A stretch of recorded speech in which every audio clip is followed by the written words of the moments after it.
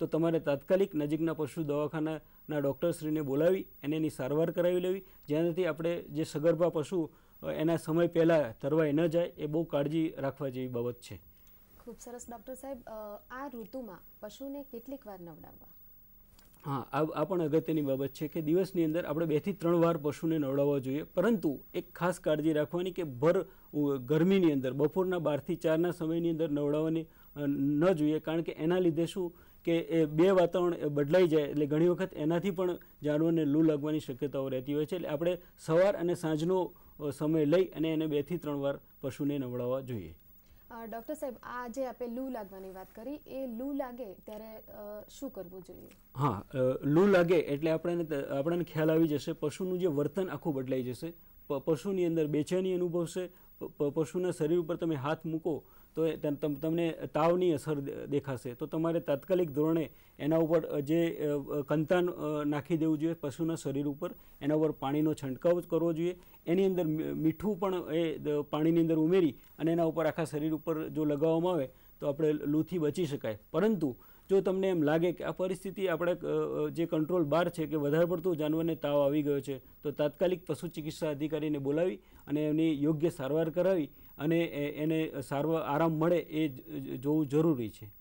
ખૂબ સરસ ડૉક્ટર સાહેબ. મિત્રો, આજે આપણે વાત કરી રહ્યા છીએ ડૉક્ટર S.B. ઉપાધ્યાય સાહેબ સાથે ઉનાળુ ઋતુમાં પશુની માવજત વિશે. તો એમને આપણે વધુ સાંભળીએ એ પહેલાં લઈએ એક નાનકડો વિરામ.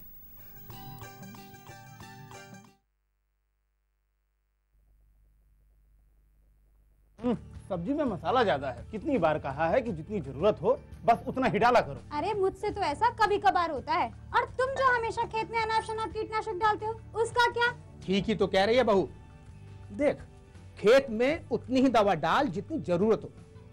याद रखो, कीटनाशक जहरीले होते हैं, डिब्बे पे लिखी सूचना के हिसाब से ही दवा डालनी चाहिए. पहले फेरोमोन ट्रैप, फ्लाइट ट्रैप, मित्र कीट, जैविक कीटनाशक आदि का इस्तेमाल करें. जरूरत पड़ने पर ही रासायनिक कीटनाशक का इस्तेमाल करें. छिड़काव सुबह या शाम दस्ताने, मास्क और पूरी आस्तीन वाले कपड़े पहनकर करें. हवा की दिशा में छिड़काव करते हुए पीछे जाएं. दवा के डिब्बे, छिड़काव यंत्र सुरक्षित जगह पर रखें. अब कुछ समझे क्या? हाँ, समझ गया मेरी रानी. अब ना करो नादानी. इसने पिला दिया ना तुझे पानी.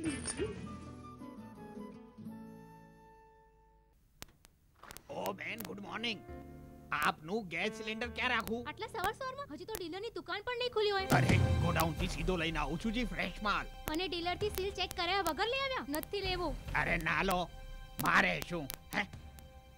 યાદ રાખો, સીધા ગોડાઉન થી આવેલું સિલિન્ડર ડીલર થી સીલ અને વજન ચેક કરાવ્યા વગર સ્વીકાર ના કરો. આ આપનો અધિકાર છે. જાગો ગ્રાહક જાગો, પોતાના અધિકારોને ઓળખો. અમારા ઢોરાનું દૂધ જલ્દીથી બગડીને ખાટું થઈ જાય છે.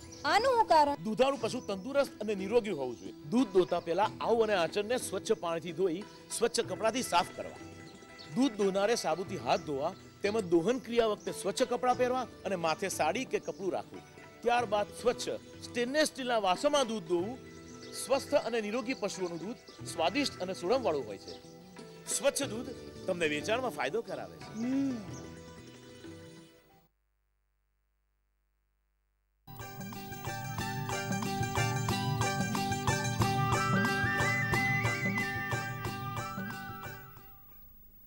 વિરામ બાદ આપનું સ્વાગત છે. આજે આપણે વાત કરી રહ્યા છીએ ડૉક્ટર S.B. ઉપાધ્યાય સાહેબ સાથે. ડૉક્ટર સાહેબ, ઉનાળુ ઋતુમાં પશુઓને કઈ રસી અપાવવી? મુખ્યત્વે ઉનાળુ ઋતુની અંદર જ્યારે ઉનાળો પૂર્ણ થવાની તૈયારી હોય અને ચોમાસું આવવાની તૈયારી હોય, એટલે કે મે જૂનનો પીરિયડ જે બહુ અગત્યનો પીરિયડ છે, કારણ કે એ સમયની અંદર આપણે ગળસુંડાની રસી મૂકવી જરૂરી છે. ગળસુંડો રોગ એ વિશે હું થોડીક માહિતી આપું કે ગળસુંડા રોગની અંદર જ્યારે ચોમાસાની અંદર પ્રથમવાર વરસાદ પડે અને નાનું નાનું ઘાસ ઉગે, એ ઘાસ જ્યારે જાનવર ખાય ત્યારે એની અંદર ગળસુંડો થવાની બહુ શક્યતાઓ રહેલી હોય છે. એટલે આપણે એના નિયંત્રણ માટે ચોમાસા પૂર્વે ગળસુંડાની રસી મૂકવી બહુ જ જરૂરી છે. ડૉક્ટર સાહેબ, આ ઋતુમાં પશુઓને કેવા પ્રકારના રોગ થાય છે તેના વિશે થોડી માહિતી આપશો? હા, પશુઓને અલગ અલગ પ્રકારના રોગો થાય છે. મુખ્યત્વે જે અગાઉ વાત કરીએ એમ પાચન શક્તિનો જ મોટો પ્રશ્ન હોય છે. એની અંદર જ્યારે પાચન શક્તિ નબળી પડે ત્યારે એની અંદર અપચો થાય જાનવરની અંદર, અપચો થાય, એનાથી આફરો પણ થઈ જાય, અને આફરો થાય તો ઘણી વખત બહુ આફરો એના જે વધારે પડતો થઈ જાય તો જાનવરનું મૃત્યુ પણ થઈ શકતું હોય છે. એટલે આ બાબત બહુ કાળજી લેવા જેવી બાબત છે કે એને જાનવરની પાચન શક્તિ યોગ્ય રીતે જળવાઈ રહે. એટલે આ રોગમાં જો વધારે પડતું તમને પરિસ્થિતિ એવું લાગે તો નજીકના પશુ ચિકિત્સા અધિકારીને બોલાવી અને સારવાર કરાવી. બીજી બાબત છે લૂ લાગવી, જે આપણે અગાઉ ચર્ચા કરી લીધી કે લૂ લાગવાની શક્યતાઓ બહુ રહે છે. ત્રીજી બાબત જે આપણે સગર્ભા જાનવરોની અંદર પણ ચર્ચા કરી એ મુજબ એબોર્શનની શક્યતાઓ રહે છે, એટલે કે એનું બચ્ચું એના નિયત સમય પહેલાં ઘણી વખત તરવાઈ જવાની શક્યતા રહે છે. એટલે આ 3 બાબતો મુખ્યત્વે ઉનાળુ ઋતુમાં જોવા મળે છે. ડૉક્ટર સાહેબ ખૂબ સરસ જવાબ આપ્યો આપે. તો વૈશ્વિક તાપમાન વધારાની પશુઓ પર શું અસર થાય છે? આ બહુ મહત્ત્વની બાબત છે કે જે આપણે ઇંગ્લિશમાં એને ગ્લોબલ વોર્મિંગ કહીએ છીએ, કે સતત આપણું હવે વાતાવરણની અંદર જે તાપમાન વધી રહ્યું છે અને તાપમાન વધવાથી એની અસરો પશુ પક્ષી અને મનુષ્ય પણ થઈ રહી છે. એ જ અસરો આપણે જે જાનવરોની અંદર પણ જોવા મળે છે. જાનવરોની અંદર મુખ્યત્વે જે જોવા મળે છે કે એના લીધે જે વૈશ્વિક તાપમાન વધી રહ્યું છે એટલે એની આખી જ જે દૈહિક ક્રિયાઓ બદલાઈ રહી છે. એટલે મુખ્યત્વે જે આપણે જાતીય એની પુખ્તતાની ઉંમરમાં વધારો થઈ રહ્યો છે, કે જે મુખ્યત્વે આપણે જે પાડી હોય કે વાછરડી હોય તો જ્યારે એ જે પાડી કે વાછરડી 2.5 થી 3 વર્ષે ગરમીમાં આવી જાય અને એનું આપણે બીજદાન કરી શકીએ, એ સમયગાળો લંબાઈ જાય છે. અને એ સમયગાળો લંબાવવાથી 3, 4, 5 વર્ષ સુધી પશુઓ યોગ્ય રીતે વેતરે નથી આવતા અને એના લીધે ઘણા બધા પ્રશ્નો બને છે. એના સાથે સાથે એનો ઋતુકાળ પણ બદલાઈ જાય છે. વધુ પડતી ગરમી બનવાથી જે શરીરના અમુક ગ્રંથિઓ કામ કરતી બંધ થઈ જાય છે. એના લીધે જે જાતીય જે પ્રજનન શક્તિ પણ ઘટી જાય છે અને એના લીધે આપણે પશુઓ જે આપણે દેશી ભાષામાં કે ગાભણ નથી થતા, એટલે પ્રેગ્નન્ટ થવામાં ઘણા બધા પ્રશ્નો રહે છે. અને આ જે એ મહત્ત્વની બાબત છે. બીજી બાબત એ છે કે પાચન શક્તિ, જે અગાઉ પણ કીધું કે સતત ગરમી વધવાથી અમુક પ્રકારના ઘાસચારાઓ જે યોગ્ય રીતે મળતા નથી અને એના લીધે પશુઓની પાચન શક્તિ પણ ઘણી બધી નબળી પડી જાય છે. જ્યારે પાચન શક્તિ નબળી પડશે એટલે તરત જ પશુના સ્વાસ્થ્ય ઉપર એની સીધી અસર થાય છે. એટલે જે આ વૈશ્વિક તાપમાન જે રીતે વધી રહ્યું છે એનાથી મુખ્યત્વે આપણે જે પશુપાલન જે નફાકારક કરવા માટે દૂધ ઉત્પાદન જરૂરી છે, એ દૂધ ઉત્પાદન ઉપર સીધી જ ખોરાક ઓછો થાય અને બીજી બાબતો જે જાતીય બાબતો યોગ્ય રીતે ન થાય તો એના લીધે શું થશે કે આપણે યોગ્ય નફાકારક પશુપાલન નહીં કરી શકીએ. તો આ જે વૈશ્વિક તાપમાનની અસરો છે. ખૂબ સરસ. ડૉક્ટર સાહેબ, નાના બચ્ચાઓની આ ઋતુ દરમિયાન શું કાળજી લેવી? નાના બચ્ચાઓ સૌથી વધારે ગરમીની અસર નાના બચ્ચાઓ ઉપર થતી હોય છે. અસહ્ય ગરમી થાય તો એની અંદર ઘણીવાર નાના બચ્ચાઓને ડિહાઇડ્રેશન એટલે કે પાણીની અછત જોવા મળે છે અને અછતના લીધે નાના બચ્ચાઓ ઘણી વખત એનું મૃત્યુ પણ થતું હોય છે. તો એ બાબતે ખાસ કાળજી લેવાની કે જે એનું જે વજન હોય, જ્યારે કે નાનું બચ્ચું 35 કિલોનું છે તો એના 10% પ્રમાણે એનું જે ગાય કે ભેંસનું દૂધ પીવડાવવું જોઈએ કે જેનાથી એની અંદર અમુક તત્વો જળવાઈ રહે. બીજી બાબત એ છે કે એને યોગ્ય રીતે પાણી પણ જે અમુક 3 માસ 2.5-3 માસનું થાય તો એને યોગ્ય રીતે પાણી પણ પીવડાવવું જોઈએ. એના વજનના 50 કિલો વજન હોય તો એની અંદર 4 થી 6 લીટર જેટલું પાણી યોગ્ય સમયે પીવડાવવું જોઈએ. એના સાથે સાથે જ્યારે તમને એમ લાગે કે આ પશુ યોગ્ય રીતે નાનકડું બચ્ચું જો વધારે ડિહાઇડ્રેટેડ થયું હોય તો એને યોગ્ય સારવાર પણ આપવી જરૂરી છે.